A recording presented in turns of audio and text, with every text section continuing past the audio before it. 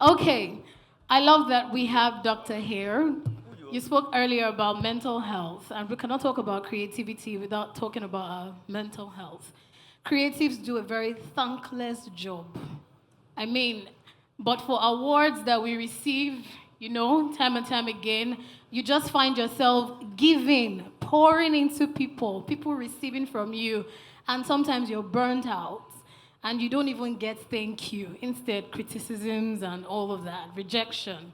So we're focusing on navigating rejection, criticism, and imposter syndrome. And I'm happy that we have a mix of people that can dive into this thing and give me the answers that we need, and we'll see how to navigate that.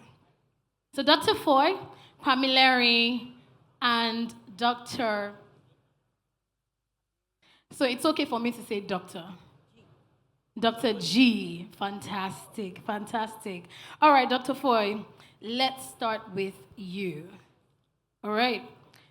We're talking about imposter syndrome. I'm not going to go into all of the mental health, illness, and all of that because she's done justice to that. Let's start with imposter syndrome. And we know that imposter syndrome is sometimes doubting yourself, your achievements, when you're doing well. I mean, creatives go through that a lot. When they're like, superstar, I'm not a star, Jeff, I'm just there. I'm just there, there's nothing wrong. So, have you ever experienced that?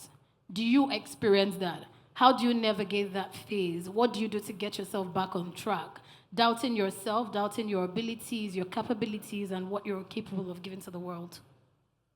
I think everybody experiences imposter syndrome. Everybody. And I'll give an example. In 2014, I was the head of content for MTV. Then it was kind of big TV. And I led the campaign for the band. The band used to do something called lip sync battle with a lady called Peltusi in South Africa. So I've done a lot of work behind the scenes, and I remember that season of he was the guy. Like when he comes, African Michael Jackson, he would do like this everything. And 4 years ago, 3 years ago, there's a business meeting. I'm in a hotel, and there are younger artists that are way younger than him, and they're asking him to open for them. And right there and there, I said, the same feeling can happen to me. Why? For example, I grew up in the days where we do designs on PowerPoint and all that, and now there's AI, there's tech. There are better creatives than me. There are better guys who can churn out work. So everybody, I go through imposter syndrome. At some point, I'm working with T.Y. Bello. She feels, you know T.Y. Incredible. And then she's checking her images, and people are using Midjourney AI, and she's like, Foy, am I still the one? But I think the way to solve imposter syndrome is not to deny it. It's to own it. Yeah. It's to love it. It's to tell it, my brother, dear imposter, I'm going to be the best this season. It's to use it to spoil you. Once you deny it, you bring in wrong energy. But once you own it, so imposter syndrome is not a bad thing. It's a reality. It is a reality because there'll be more technology. There'll be more. So if you deny it, it's going to bring the worst out of you. But if you own it, if you understand it, it's a good friend to have. Thank you. Fantastic. Please, a round of applause for that. Okay, so now the next person I'm going to is Pamilerin. You're in the best position to answer this question. I remember I had you as a guest, I don't know if you remember, on my Instagram Live during COVID, when we were doing Instagram Lives, and my questions were just focused on so many questions people had for you. You were trending on Twitter. Yeah. You faced a lot of criticism. People were calling you this, calling you that, and you had to answer a lot of questions, right? And I've seen you grow over the years. I mean, that was in 2020, and now this is 2024, and you've grown past that Pamilerin. And I know that resilience have helped you come this far. I also know that you put in the work with personal growth. And you have a way to manage criticism. Not everyone has that tough skin. So you tell us if you have the tough skin or there's something you do. So let's go into how you stay resilient, how you've navigated your personal growth to becoming who you are now. I mean, being the CEO of Camille Capital, and how you manage criticism and rumors. Yes. Okay, good afternoon, everyone. So for me, I think I realized that no matter what people will talk, it's either it's true or not. You can't actually stop people from talking. You think you are the best thing after jollof rice. Trust me, people have issues for the fact that you are the best thing after jollof rice. You think everybody loves you. You see someone you look up to and you can die for, and people are abusing this person online. You're like, what is going on? So anybody, no matter how big, how small, how you think everybody loves this person, you'll be so shocked that you shall see some random accounts saying terrible things about them. Like, is this not the same person we all love? It will be surprising how the person the entire world loves, and the next thing everybody is going against the person.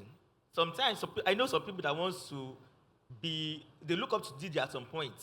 Now you will never see them talk about Didi anymore. That's what happens. So the moment you realize that no matter how good you are, people will talk. No matter how bad you are, there are people that love you for being bad. So the moment you realize that you cannot be too good for everyone and people will always talk, the better for you. So the better you start living your life for yourself. Let them talk today. See, I tell people one thing. People will talk. When it's too much for you, drop your phone. Go and sleep.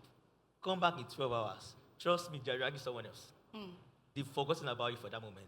They may remind you again after 3 months to repeat the same thing. Let it be cycle. So for me, they drag me every year. I'm so used to it.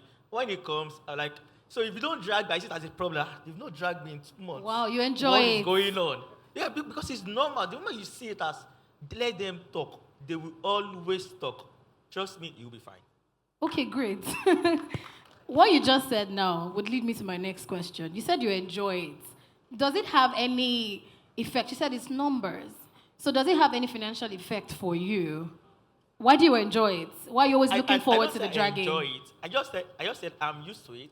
Okay. Because they will always stop regardless. Yeah. So why try to debunk this, debunk that? And at the end of the day, they're talking about you, Abby. So someone, there's a quote that says, "Oh, by the way, look at you." The moment they don't talk about you anymore, then there's a problem. People will always talk. The moment they are talking about you, that means you are relevant. That means you are in vogue. So allow them to do it. Let them do the publicity for you.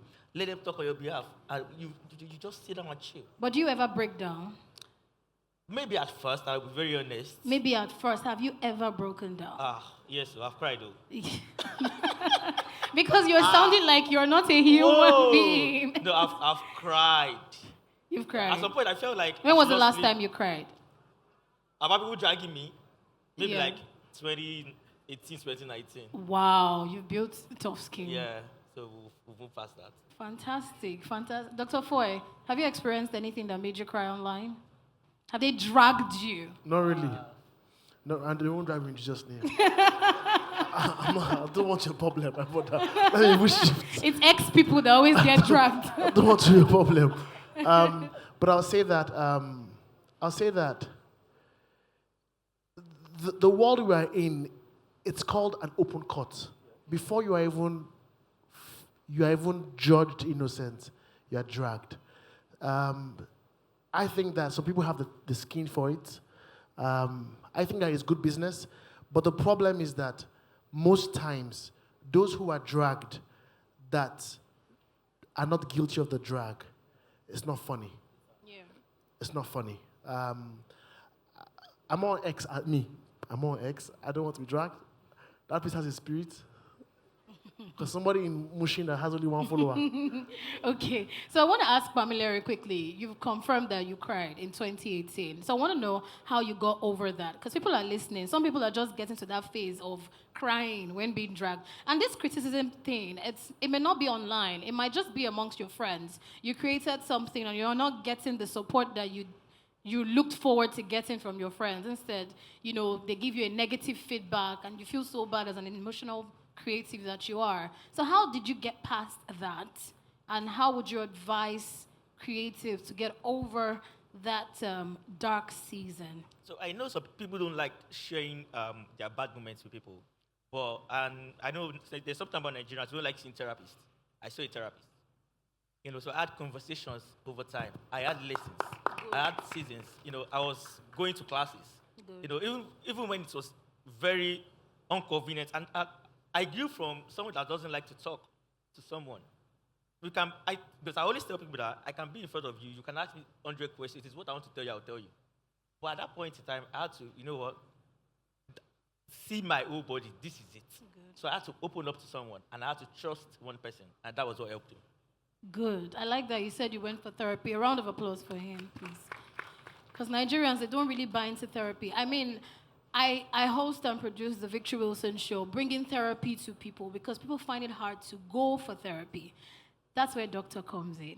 So, Doctor, being that you have creatives all around you and you're focused on helping creatives live a well-balanced life and maintaining a healthy mental health, let's talk about balancing roles, expectations. Creatives, most times they're always anxious. What do I need to post? I need to post now. I need to do this now. I need to create this. I need to evolve. You see other people, your peers, they're doing something and you feel like your life is stagnant. How would you advise them to help balance those expectations, anxiety, and, just live a healthy life mentally? All right, thank you. I think that my first response to that question would be, to thyself be true. What is your why? Is your why for the applause? Is your why for people to love you? Is your why because you want to genuinely make an impact? And I think that when people start to live beyond themselves, so when you have a course that is set beyond yourself as a human being, then you are living life.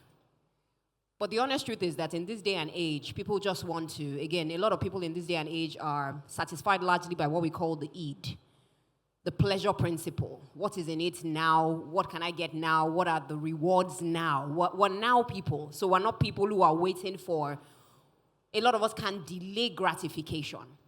And so I think that when young people and young creatives or even older creatives can go back to ask themselves, what is my motive? What is my why? Why am I doing this? Is it for the short term or is it for the long term? I think that will help a lot.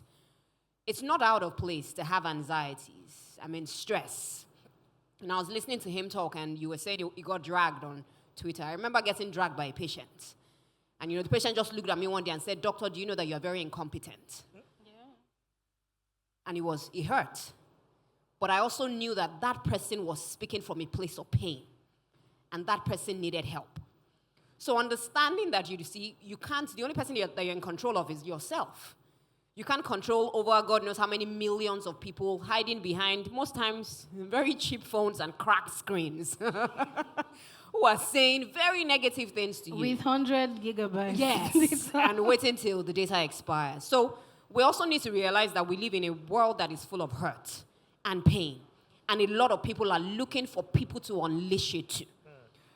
When he was speaking, I thought about the fact that the good book tells you that when Jesus walked into Galilee, if I'm right, they said, "Hosanna, Hosanna." A few days later, it was the same people that said, "Crucify him."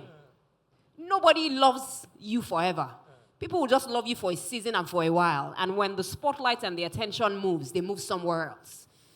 So what does that mean for creatives? Love yourself. Self-love is the best love. If you don't have it, you can't give it. You need to be self-assured. You need to, look at yourself and tell yourself, it's not about the applause of the world. It's about the fact that I know myself, I own my craft, and I'm able to continually do the best. Of course, we would always talk about, paying attention to your physical health, your mental health. But my conversation always goes back to the identity. Who are you? What are you here for? Why do you do the things you do? Do you love yourself? Are you kind to yourself? Are you compassionate to yourself? And how can you show yourself kindness as I round up? You should be kind with the thoughts that you have about yourself.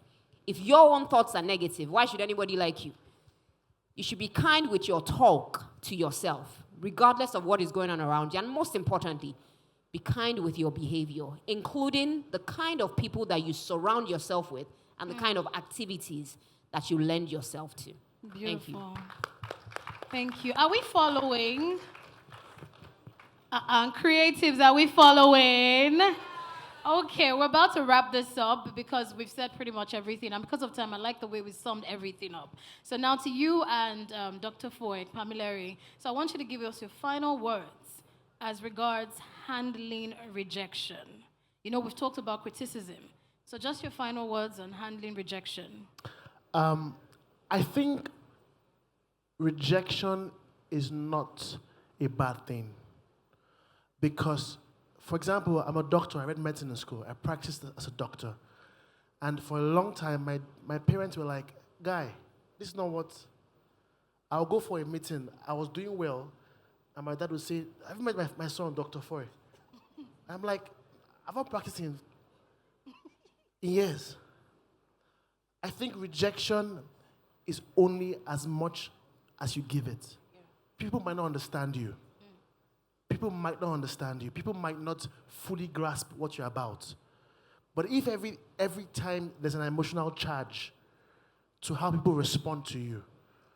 Now, let me give an example. A definition is a handle you give people. You can say Foy has a Christian music label with Sunny music. That's just one of my definitions. I also did a fantastic event in Africa. But if people's definitions of you limit you, come on. So you have to have your identity. You have to. That's one. Number two, I've worked with a lot of creatives, the best, Nigeria and the world. Listen, guys. Emma stays in my street. He says, tomorrow will come. It's a law of life. There was a time where Emma was the guy. He's still the guy to me. I don't care about these new people. But the truth is that, see, Emma is rapping with Nasboy. Yes.